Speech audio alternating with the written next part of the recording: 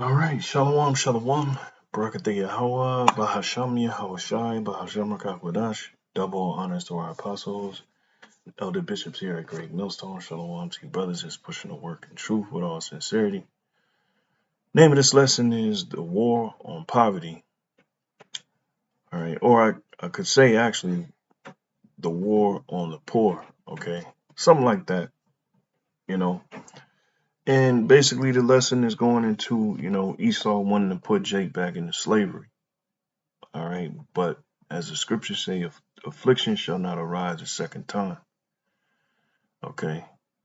And these devils, from the Amalek to these Christian white nationalists, this is what they've been talking about in their circles. This has been the talking points,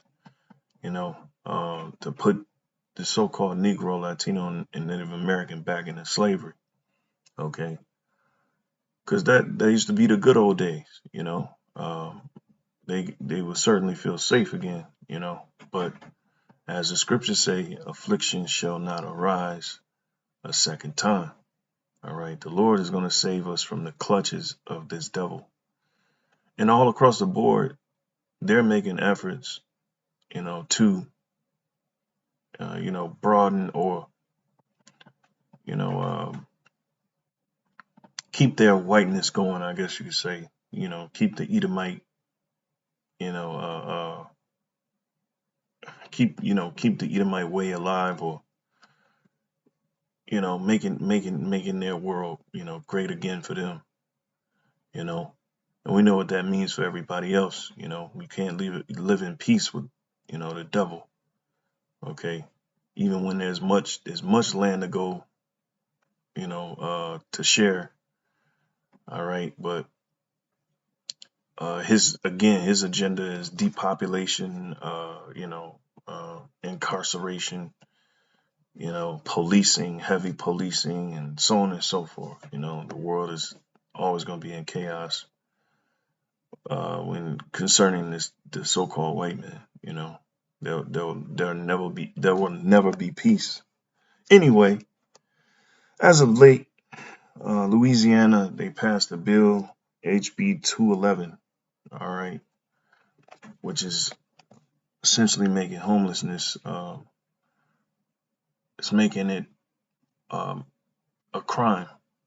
Okay, building tents, or sleeping overnight in a camp style setup. That is, it's a crime now. Okay, and just wait, man. There's more laws to come, especially against the poor. And they're gonna make a lot of people poor. So a lot of people are gonna become poor because of their jobs being lost to automation and other things. Data centers and other things. Okay, because ultimately his plan was always to bring a police state and lock down the masses of the people. Okay, and have a mass majority of these people in the world docile and medicated, and again, like Klaus Schwab said, you will be happy, and you will own nothing and be happy. That's the ultimate goal.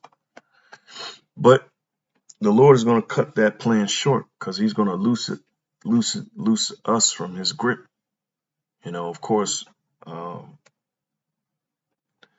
not before, the great tribulation, or I should say, the hour of temptation, Salakia. Okay. Not before that hour of temptation, and in that hour of temptation, he's going to save us. Okay. He's going to break that yoke at some point, within that, he's going to save us. So, in other news, we, just to go with the topic, you had that thing about sweat equity in Florida, the Jake who unalived another Jake. They set it up to unalive him, so that's for sure, that's in a big talking point among these Edomites. All right. and they're salivating at the mouth, and I'm sure they're pretty much happy. Okay, but let's see here. See where I want to start. All right, Salakia. So I want to read this for y'all.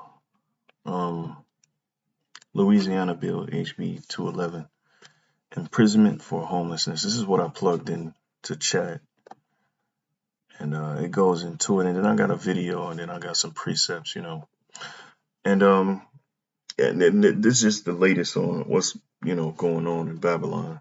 So Debbie Villiers proposed Louisiana House Bill 211, HB 211, also called part of the Homelessness Court or Streets to Success framework, has drawn major controversy because critics say it effectively criminalizes homelessness.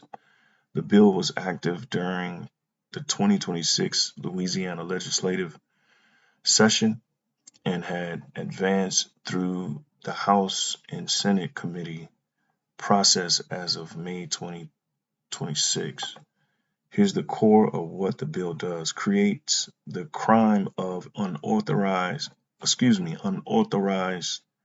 camping on public property, defines camping broadly: tents, bedding, sleeping bags, cardboard, or residing overnight in public spaces, allows penalties including up to 6 months jail and or a $500 fine for a first offense.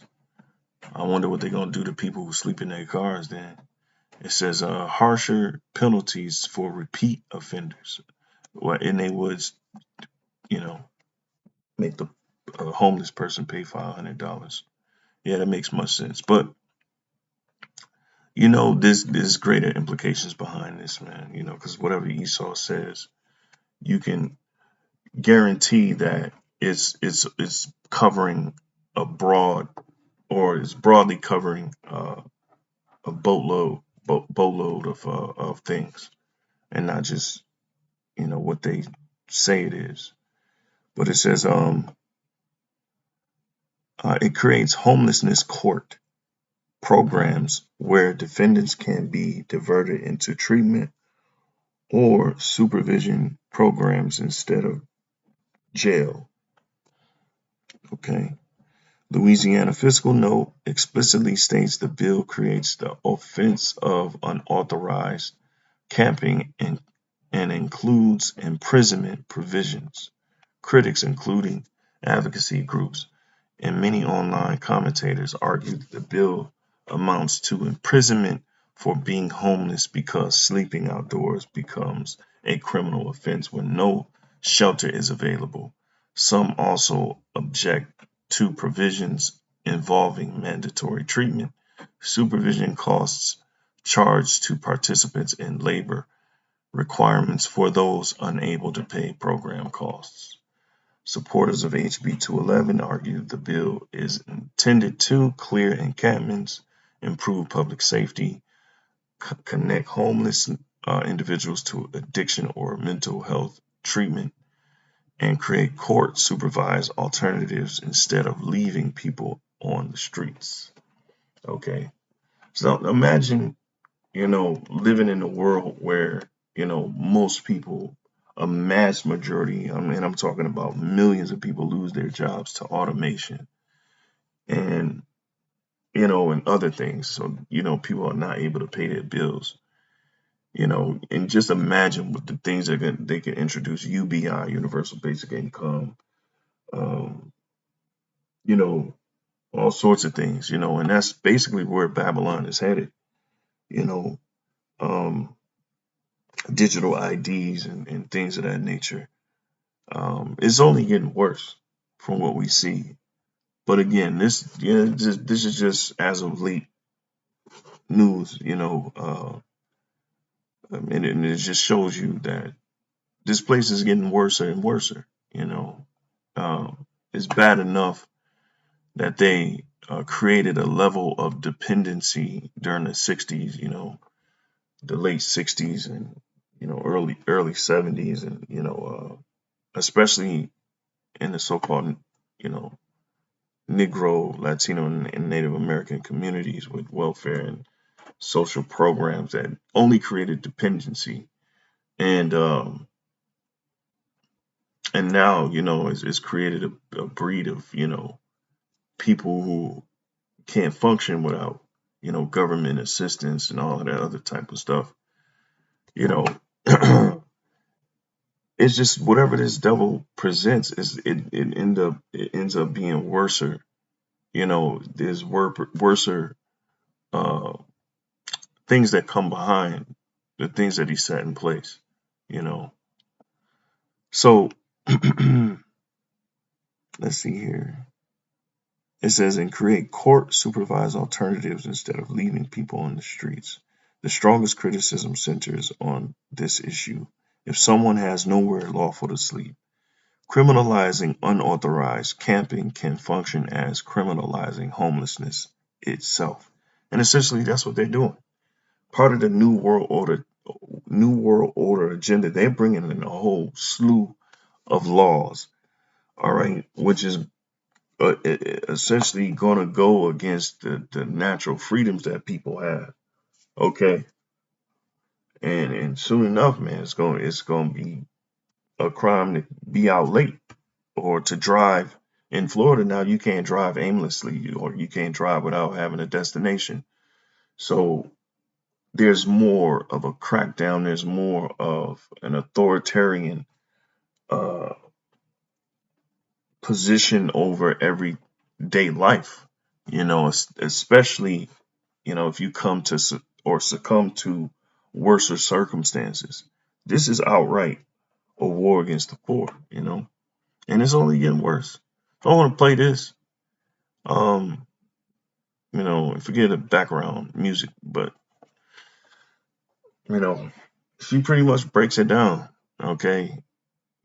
The real meaning behind all of these, programs or these things that Esau's put up. So I'll go ahead and play it. So I'm Elizabeth Hinton. I'm a professor of history, African American studies, and law at Yale University. And as a historian, I'm kind of obsessed with this tendency that we see in US history, which is that every time we get the expansion of citizenship and rights to new groups of people, in both cases, African Americans, there is an immediate kind of mobilization of new criminal laws and a small incarceration, at least initially, right? We see this happening, of course, after slavery is abolished. With the abolition of slavery, we get new laws throughout the southern states called the Black Codes that basically make it a crime to not be employed by a white person, as well as a number of other things. And we also get the simultaneous rise of a new system of penal labor called the convict lease system. So this was the first kind of mini mass incarceration. And then you flash forward 100 years to 1965, a year after Jim Crow is dismantled with the Civil Rights Act, and shortly, or actually at the same time that Lyndon Johnson is sending the Voting Rights Act to Congress, he Lyndon Johnson that is, calls for a massive all-out war on crime. So at the same time that we're getting what's known as the second Reconstruction, right, the fall of Jim Crow and new citizenship rights for Black Americans that had been previously disfranchised, the federal government, for the first time in the nation's history, is going to begin an investment in local police, in court operations, and the prison system. Johnson decided to break with the previous few hundred years of U.S. history to begin a new role for the federal government in this arena. At the same time as we have a massive civil rights revolution and at the height of progressive social change in the U.S. Right. So they always come with something to control or disparage you Jakes, and we've been dealing with this shit for hundreds of years. So you know, just imagine when a global reset comes, when they rid the world of the dollar and implement CBDCs, digital currencies, and mandate digital IDs. Imagine the implications behind that, and the certain laws that they're going to be putting in place for that. Identity politics is going to be heavily surveilled and policed. Online activity is going to be heavily surveilled and policed, which it's already being done. So at the turn of every decade, whenever they bring some change, as Esau's on it. Like he's ready to implement the next thing, and so that's what he's doing now. They're setting all their pieces or their chess pieces in place, to make their move. So yeah, play a little bit more. And these policies that kind of originate in the Johnson administration end up laying the groundwork for the expansion and militarization of police that we see, but also mass incarceration. Now, a lot of people say, oh, state and local law enforcement, that's a local matter. The federal government doesn't have anything to do with that. And that's why America's not our rest. The scripture plainly, point that out. This place will destroy you, man. And this has never been, a place that we can really call home. Okay, this was a punishment, and that punishment is coming to an end. All right, and you're not going to enslave us again. Which that's Esau's heart. That's his desire, man. That's his heart's desire to enslave the so-called Negro, Latino, and Native American again, because that's what makes his world, better. That's when they feel the most comfortable. That's when they feel the most successful, is when they can look down upon you and speak down on you and tell you what to do. Micah 2:10, it says, arise ye and depart, for this is not your rest, because it is polluted. It shall destroy you, even with the sword destruction. And that's all America has done to the blacks, Latins, and Native Americans. It only has destroyed us. At every, advancement in society, they put, they move the goalposts and bring in more rigorous laws, covertly, the war on drugs, that was a war on people that you made addicts, that people that you made drug addicts. The government forced that into our communities, and they punished us for it.